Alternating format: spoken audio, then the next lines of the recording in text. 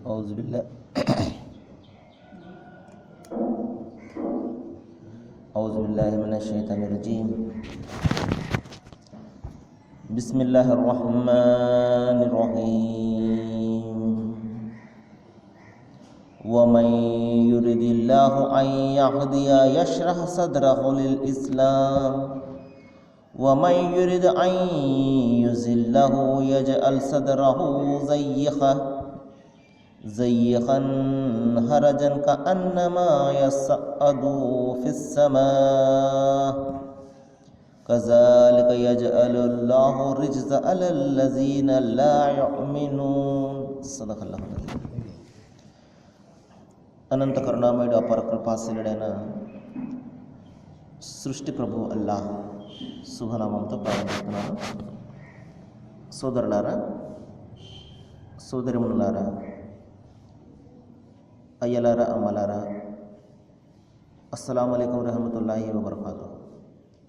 సర్వలోక ప్రభువు సర్వేశ్వరుడు అల్లాహ్ మనందరిపై శాంతి శుభాలను కురిపించును కాక. ఆమె ఇంతవరకు మనము మానవులందరి కోసము విశ్వప్రభు అల్లాహ్ అవతరింపజేసిన చివరి మార్గదర్శక దైవ గ్రంథం దివ్య ఖురాన్ నుండి 6వ అధ్యాయం 125వ వాక్యం యొక్క అరబీ మూలంను విన్నాము.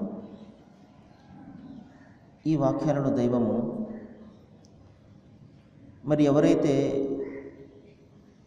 తన వైపునకు రావడానికి ప్రయత్నం చేస్తారో, సత్యధర్మాన్ని అనుసరించడానికి ప్రయత్నం చేస్తారో, నిజదైవాన్ని గుర్తించడానికి ప్రయత్నం చేస్తారో వారి కొరకు మార్గాన్ని సుగమం చేస్తాను, వారి కొరకు హృదయాన్ని మరి విప్పుతాను అని ఇక్కడ తెలియజేస్తున్నాడు. దీని యొక్క అనువాదాన్ని ఆలకించండి. అల్లాహ్ తాను సన్మార్గం చూపదలిచిన వ్యక్తి హృదయాన్ని ఈ ధర్మం కొరకు తెరుస్తాడు. మరి ఎవరైతే తమ మనోకాంక్ష దాస్యాన్ని చేస్తారో వారి హృదయాన్ని మాత్రము సంకుచితం చేస్తాడు. మహాశైలారా, అనాది నుండి కూడా దైవం వద్ద అంగీకరింపబడే ధర్మము, అనుసరణీయమైనటువంటి ధర్మము కేవలము ఒక్కటి మాత్రమే. అది ఆయనకు సంపూర్ణంగా విధేయత చూపడము. మహాశైలారా, మరి ఈ ధర్మాన్నే ప్రతి జాతిలోనూ మరి తన ప్రవక్తల ద్వారా దైవం మానవాళికి చెప్పించడం జరిగింది.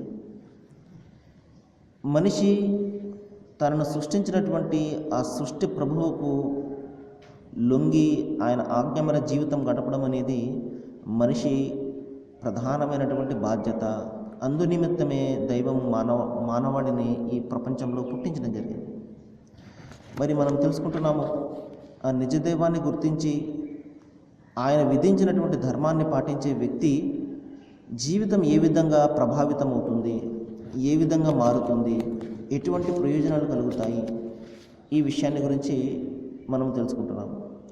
మరి ఎవరైతే దైవం ఒక్కడే అని విశ్వసిస్తారో, ఆయన విధించినటువంటి, ఆయన సూచించినటువంటి ఈ ధర్మాన్ని ఎవరైతే అనుసరిస్తారో, అంటే మన మనోకాంక్షల దాస్యాన్ని పక్కన పెట్టి ఆయన మనకు విధించినటువంటి, సూచించినటువంటి విధానము తన ప్రవక్త ద్వారా, తన చివరి గ్రంథం ద్వారా చాలా స్పష్టమైనటువంటి విధానాలను దైవం మనకు సూచించాడు. మీరు ఈ విధమైనటువంటి జీవితం గడపండి, ఈ విషయాల జోలికి వెళ్ళకండి, ఇది చెయ్యండి, ఇది చెయ్యకండి అని మనకు మార్గదర్శక సూత్రాలను తన చివరి గ్రంథం, అంతిమ గ్రంథం ఖురాన్లో చాలా స్పష్టంగా దైవం తెలియజేయడం జరిగింది. మరి మహాశైలారా, ఈ విధంగా ఎవరైతే ఆయన మార్గదర్శకత్వాన్ని అనుసరిస్తారో వారికి కలిగే ప్రయోజనాలను గురించి ఇక్కడ చెప్తున్నాడు. మరి ఈ విధంగా ఎవరైతే దైవ వైపునకు రావాలి అని ఎవరైతే ఆలోచన చేస్తారో వారి కొరకు దైవము ఆ మార్గాలను కూడా తేలిక చేస్తాడు, ఆ మార్గాలను కూడా ఆయన సుగమం చేస్తాడు అని ఇక్కడ చెప్పడం జరిగింది. మరి ఎవరైతే దైవం ఒక్కనికే తనను తాను సంపూర్ణంగా సమర్పణ చేసుకుంటాడో అతను ఒక బాధ్యతాయుతమైనటువంటి వ్యక్తిగా, ఒక జవాబుదారీగా అతను మారతాడు. మహాశిలాలు ఈ ప్రపంచంలో మనం చూస్తున్నాము, చాలా రుగ్మతలకు, చాలా చెడులకు ప్రధాన కారణం ఏమిటంటే బాధ్యతారాహిత్యము, జవాబుదారీతనం లేకపోవడము. ఈ పనికి నేను సమాధానం చెప్పుకోవాలి అన్న జవాబుదారీతనం లేకపోయిన కారణంగా ఈ రోజున మనం అనేక రకాల ఈ రుగ్మతలు, ఈ చెడులు మనం చూస్తున్నాము. అదే ప్రతి వ్యక్తిలో కూడా చేసే ప్రతి పనికి, పలికే ప్రతి మాటకు కూడా నేను సమాధానం చెప్పుకోవాలి, సంజాయిషి ఇచ్చుకోవాలి అన్న భయం ఉన్నదనుకోండి, చాలా మటుకు మరి రుగ్మతలు కానీ, అతనిలో చెడులు కానీ మరి సమసిపోతాయి.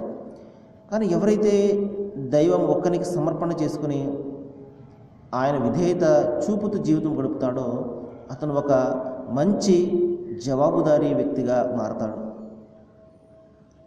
ఎందుకంటే తన పనులు కానివ్వండి, తన మాటలు కానివ్వండి, దైవం తనకి ఇచ్చినటువంటి ఈ శక్తులు కానివ్వండి, వీటి విషయంలో నేను ఆ ప్రభువు ముందు సమాధానం ఇచ్చుకోవాలి. ఇవన్నీ కూడా నావి కావు, ఆయన ప్రసాదించినవి, కొద్ది రోజుల పాటు నా వద్ద ఉండేవి, ఆయన అప్పగింత, వీటికి నేను బాధ్యత వహిస్తూ జవాబు చెప్పుకోవాలి అన్న ఆలోచనతో అతను తన జీవితాన్ని గడుపుతాడు. తద్వారా సహజంగా మనిషి ఏమని భావిస్తాడంటే ఈ శరీరం తనదనుకుంటాడు. ఇక్కడ తనకున్నటువంటి అనుగ్రహాలు అంటే తన జ్ఞానం కానివ్వండి, తన చదువు సంధ్యలు కానివ్వండి, తను సంపాదిస్తున్నటువంటి ధనం కానివ్వండి, ఇవన్నీ కూడా నా జ్ఞానం ఆధారంగా, నా శక్తి సామర్థ్యాల ఆధారంగా నేను సంపాదించాను అని భావిస్తుంటాడు. కానీ మహాశలరా, ఒక నిజమైనటువంటి దైవదాసుడు ఇవన్నీ కూడా నావి కావు, దైవం కొద్ది రోజుల పాటు నాకు ఇచ్చినటువంటి ఒక అమానతు, ఒక అప్పగింత, వీటిని నేను ఆయనకు తిరిగి ఇచ్చేయాలి అన్న ఆలోచనతో జీవితం గడుపుతాడు. కాబట్టి ఇక్కడ తనకు ఏ అనుగ్రహం లభించినా, అది డబ్బు రూపంలో కానివ్వండి, జ్ఞానం రూపంలో కానివ్వండి, పేరు ప్రఖ్యాతుల రూపంలో కానివ్వండి, ఇవన్నీ కూడా దైవం చేత ప్రసాదించబడ్డాయి, కొద్ది రోజుల పాటు నా వద్ద ఉంటాయి, వీటికి నేను సమాధానం చెప్పుకోవాలి అన్న భీతి అతనిలో కలుగుతుంది. మహాశిలారా, ఇవన్నీ కూడా మనిషి దేవుని ఏకత్వాన్ని విశ్వసించడం వల్ల కలిగే ప్రయోజనాలు, దైవం ఒక్కడే అని విశ్వసించడం వలన కలిగే ప్రయోజనాలు ఇవన్నీ కూడా మహాశిలారా. ఇంకా తన ఇష్టాలను పక్కన పెడతాడో, అల్లాహ్, సృష్టి ప్రభువు అల్లాహ్ దైవం ఏదైతే ఇష్టపడతాడో దానిని తన ఇష్టంగా మలుచుకుంటాడు. ఎందుకంటే సహజంగా ప్రతి మనిషి యొక్క మనస్సు దైవం యొక్క ఆజ్ఞకు వ్యతిరేకంగా నడుచుకోమని ప్రబోధిస్తూ ఉంటుంది. ఎందుకంటే 4 రోజులు ఈ ప్రపంచాన్ని జుర్రుకోమనే అతని మనసు అనుక్షణం కూడా అతన్ని ప్రోద్బలం చేస్తూ ఉంటుంది. 4 రోజుల జీవితము ఇక్కడే అనుభవించాలి, ఇది తప్పితే ఇంకెక్కడ కూడా దొరకదు అన్న ఆలోచనలు రేకెత్తిస్తూ ఉంటుంది. తద్వారా ఏదో ఒక విధంగా ఈ ప్రపంచాన్ని అతను అనుభవించాలి అని ఆలోచన చేస్తూ ఉంటాడు. కానీ మహాశిలరా, మరి ఒక నిజమైనటువంటి దైవ విధేయుడు, దైవాన్ని విశ్వసించేవాడు, దైవం యొక్క ఏకత్వాన్ని విశ్వసించేవాడు తన ఇష్టాలను పక్కన పెడతాడు. మరి ఏదైతే దైవం యొక్క ఇష్టమో అది తన ఇష్టంగా అతను మలుచుకుంటాడు. మరి మహాశిలారా, ఇంకా అతనిలో కలిగే ప్రయోజనం ఏమిటంటే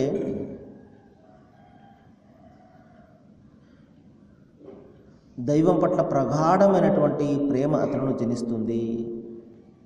తన జీవితం పట్ల, తన జీవితం యొక్క లక్ష్యం పట్ల అతనికి ఒక స్పష్టమైనటువంటి అవగాహన కలుగుతుంది.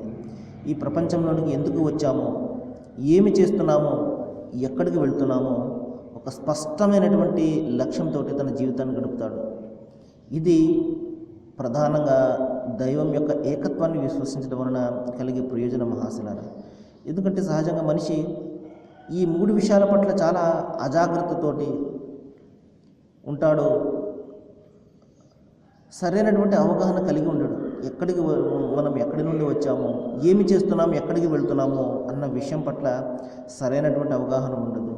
అలా కాకుండా నేను ఆయన తరపు నుండి, ఆయన నుండి వచ్చిన వాడిని, దైవం పుట్టించగా నేను పుట్టినవాడిని, ఇంకా మరి ఒక లక్ష్యం నిమిత్తము నన్ను ఆయన పుట్టించాడు, ఆయన ధర్మాన్ని అనుసరించాలి, ఆయన ఆరాధన చేయాలి, ఇక నేను ఆయన వైపునకు వెళ్తున్నాను, మరి నా పరలోక జీవితం వైపునకు వెళ్తున్నాను అన్న ఆలోచన ఎవరిలో అయితే ఉంటుందో అతని జీవితం ఒక క్రమమైనటువంటి పద్ధతిలో ఒక డిసిప్లైన్గా ఉంటుంది మహాశిలారా. ఇంకా ఎప్పుడైతే మహాశిలారా ఈ దైవం ఒక్కడే అన్న విషయాన్ని అతను విశ్వసిస్తాడో, మరి అతనికి సమస్త సృష్టి అంతా కూడా అతనికి సహకరిస్తూ ఉంటుంది, సహాయం చేస్తూ ఉంటుంది. ఎందుకంటే ఈ సమస్త సృష్టి అంతా కూడా దైవం యొక్క విధేయతను పాటిస్తుంది. వాటికి అనేక మంది దేవుళ్ళ గురించి తెలియదు. నేను ఈ విషయాన్ని అనేక సందర్భాల్లో చెప్పాను. కేవలము మనిషి మాత్రమే ఈ విధంగా సృష్టికర్త దైవానికి సాటి కల్పిస్తున్నాడు. ఎందుకంటే అతనికి జ్ఞానం ఉన్నది, బుద్ధి వివేకాలు ఉన్నాయి కాబట్టి. కానీ మిగతా జీవజాలాలకు, ఈ ప్రకృతికి మహాశిలారా అనేక దేవుళ్ళ గురించి తెలియదు. వాటికి తెలిసిందల్లా కేవలం ఒకే ఒక దైవం. కాబట్టి ఈ విధంగా ఎప్పుడైతే మనుషుల్లో ఎవరైతే సృష్టికర్త ఒక్కడే అని విశ్వసిస్తారో అతనికి ఈ సమస్త ప్రకృతి అంతా కూడా మరి సహకరిస్తూ ఉంటుంది, సహాయం చేస్తూ ఉంటుంది. సృష్టి ప్రభువు వల్ల ఒక సందర్భంలో అంతిమ దైవగ్రంథం ఖురాన్లో తెలియజేస్తున్నాడు, అలం తర అన్నల్లాహ సహకరలకుం మాఫిల్ అరజ్, ఈ భూమిపై ఉన్నటువంటి సమస్తాన్ని మీకు వశం చేసినవాడు ఆయనే. మన సేవ నిమిత్తము, మనకు సహకరించే నిమిత్తము ఈ సమస్త ప్రకృతిని దైవము మనకు మరి వినియోగించడం జరిగింది. ఇది మన బుద్ధి, మన జ్ఞానము, మన శక్తి ఆధారంగా మనం సాధించుకున్నది ఏమీ కూడా లేదు మహాశిలారా. ఆయన అనుమతి ఇచ్చాడు కాబట్టి ఈ ప్రకృతి మనకు సహకరిస్తుంది. ఆయన ఆజ్ఞ ఉన్నది కాబట్టి ఈ విధంగా మరి సూర్యుడు మనకు వెలుగునిస్తున్నాడు, మరి అనుకున్న సమయానికి మరి అస్తమిస్తున్నాడు. ఇవన్నీ కూడా ఆయన చేస్తున్నటువంటి ఏర్పాట్లు, ఆయన ఇచ్చినటువంటి ఆజ్ఞ మేర ప్రతీదీ కూడా మానవాళికి సేవ చేస్తుంది. మరి మరొక సందర్భంలో దైవం తెలియజేస్తున్నాడు, ఖుల్లిమన్ ఫిల్ అర్జ్ ఖుల్లిల్లా, ఈ సృష్టి అంతా కూడా మరి ఆయనది మాత్రమే. సమస్త సృష్టి అంతా కూడా ఆయన దాస్యాన్ని చేస్తున్నాయి. కాబట్టి ఎప్పుడైతే సాటి దైవదాసుడు ఉంటాడో అతనికి ఈ సృష్టి అంతా కూడా సహకరిస్తూ ఉంటుంది, సహాయం చేస్తూ ఉంటుంది మహాశిలారా. మరి అంతేకాదు, ఎప్పుడైతే మనిషి ఈ సృష్టికర్త ఒక్కడే దైవం యొక్క ఏకత్వాన్ని, దీన్నే తౌహీద్ అంటారు, దీన్ని ఎవరైతే విశ్వసిస్తారో అది అతని జీవితానికి ఒక ఔన్నత్యాన్ని, గౌరవాన్ని ప్రసాదిస్తుంది. ఇది చాలా ప్రధానంగా మనం అర్థం చేసుకోవాల్సినటువంటి విషయం. ఈ మానవ జీవితానికి గౌరవం కానీ, ఔన్నత్యం కానీ ఏదైనా ఉన్నది అంటే అది మనలను పుట్టించినటువంటి దైవానికి లొంగి జీవితం గడపడమే, ఆయనను ఆరాధించడమే మనిషి జీవితానికి ఒక ఔన్నత్యాన్ని, గౌరవాన్ని ఇస్తుంది మహాశిలారా. అలా కాకుండా ఆరాధనను మనలాంటి సాటి మనుషులకు మనం చేసినట్లయితే, మనుషుల కంటే అతి తక్కువైనటువంటి జీవాలకు మనము ఈ విధంగా దేవుని యొక్క స్థానాన్ని ఇచ్చినట్లయితే, దైవం మానవాళికి ఇచ్చినటువంటి ఈ గౌరవానికి మనము భంగం కలిగించినట్లే, దానికి తగ్గ విధంగా మనము ప్రవర్తించడం లేదు. కాబట్టి ఈ జీవితానికి ఔన్నత్యము, గౌరవం ఎప్పుడు అంటే ఇది మనల్ని పుట్టించినటువంటి దైవానికే మనము ఆరాధన చేసినప్పుడు మాత్రమే ఈ ఔన్నత్యం మనకు లభిస్తుంది మహాశిలారా. మరి ఎప్పుడైతే మనిషి దేవుని ఏకత్వాన్ని విశ్వసిస్తాడో అతనికి ఒక ఆత్మగౌరవం లభిస్తుంది. ఎందుకంటే ఎవరి ముందు కూడా అతను చేయి చాచడు, సమస్తం కూడా దేవుని దాసులుగానే భావిస్తాడు. ఈ ప్రపంచంలో ఎవరిపై ఎక్కువ కాదు, తక్కువ కాదు, అందరూ కూడా సమానమే, అందరూ కూడా దేవుని దాసులే. గొప్పవాడు ఎవడు అంటే కేవలం ఒకే ఒక్కడు, ఆయన తప్ప మానవాళి అందరూ కూడా సమానమే అన్న ఆలోచనలు అతనిలో వస్తుంది, ఆత్మగౌరవం వస్తుంది. మరి తుచ్చమైనటువంటి ఈ జీవితం యొక్క ప్రయోజనాల కోసము మనుషుల ముందు లొంగిపోవడము, మరి వాళ్లకు వంగి అష్టాంగాలు చేయడము, వాళ్ళను దేవుళ్ళగా ఆరాధన చేయడము, ఇవి ఎంత మాత్రం కూడా అతను చెయ్యడు. కాబట్టి అతనిలో ఒక ఆత్మగౌరవం అనేది కలుగుతుంది మహాశిలారా. ఇంకంతేకాదు, ఒక ఆత్మవిశ్వాసం అనేది కూడా అతనిలో వస్తుంది. నేను నా ధన ప్రాణాలకు కేవలం ఆయన ఒక్కడు మాత్రమే బాధ్యుడు, ఆయన తలిస్తేనే నాకు ఏదైనా జరుగుతుంది, ఆయన తలిస్తేనే నాకు ఏదైనా లాభం కలుగుతుంది అన్న ఆలోచనలో అతనిలో ఉంటాడు. అతనిలో ఒక పరిపూర్ణమైనటువంటి ఆత్మవిశ్వాసం వస్తుంది. మరి అంతేకాదు, వినయము, విధేయత, వినమ్రత లాంటి ఉత్తమమైనటువంటి గుణాలు అతనిలో కలుగుతాయి మహాశిలారా. ఎందుకంటే మహాప్రవక్త ముహమ్మద్ సల్లల్లాహు అలైహి వసల్లం వారు ఒక సందర్భంలో తెలియజేశారు, ఎవరిని చూస్తే అల్లాహ్ జ్ఞాపకం వస్తాడో వాడే నిజమైనటువంటి విశ్వాసి అన్నారు. కాబట్టి దైవము ఉన్నతమైనటువంటి గుణాలు గలవాడు. వినయము, విధేయత, వినమ్రత, మంచితనము, కరుణ, ఇవన్నీ కూడా దైవం యొక్క గుణగణాలు. కాబట్టి మనిషిలో కూడా ఇటువంటి గుణాలు ఎప్పుడైతే ప్రతిబింబిస్తూ ఉంటాయో అది నిజమైనటువంటి జీవితము, అది నిజమైనటువంటి విశ్వాసం. సరే మహాశిలారా, మరికొన్ని విషయాలు మనము రేపు మాట్లాడుకుందాము. ఏ విషయాలైతే ఇక్కడ మన ముందుకు వస్తున్నాయో వీటిపై ఆలోచన చేసి ఆచరణ చేసే సద్భాగ్యాన్ని అల్లాహ్ మీకు, నాకు, మనందరికీ ప్రసాదించుగాక. వాఖిరు దవానా అనిల్ హమ్దులిల్లాహి రబ్బిల్ ఆలమీన్. అస్సలాము అలైకుం.